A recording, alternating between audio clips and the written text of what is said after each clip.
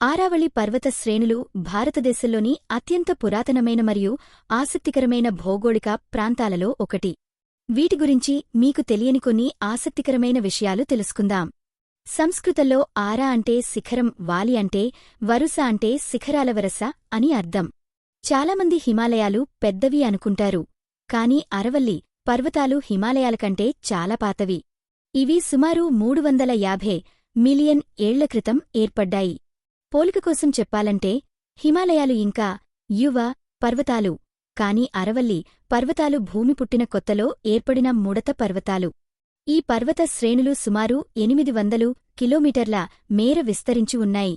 ఇవి గుజరాత్లో ప్రారంభమే రాజస్థాన్, హర్యానా మీదుగా చివరకు ఢిల్లీ వరకు సాగుతాయి.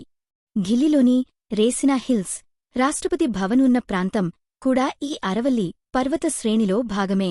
ఆరావళి శ్రేణిలో అత్యంత ఎత్తైన శిఖరం మౌంట్ అబులో ఉన్న గురు శిఖర్.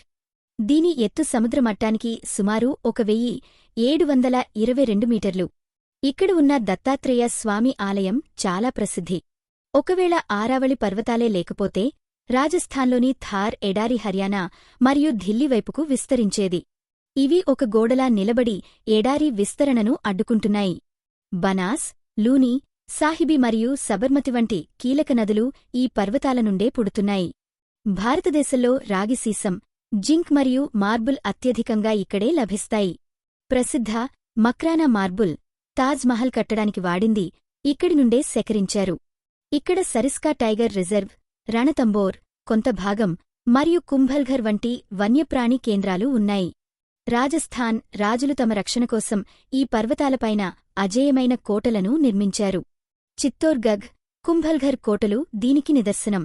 మొఘలులకు వ్యతిరేకంగా మహారాణా ప్రతాప్ పోరాడిన చారిత్రాత్మక హల్దీఘాటి యుద్ధం ఈ పర్వత లోయల్లోనే జరిగింది. ప్రస్తుతం అక్రమ మైనింగ్ వల్ల ఈ పర్వతాలు క్రమంగా కరిగిపోతున్నాయి.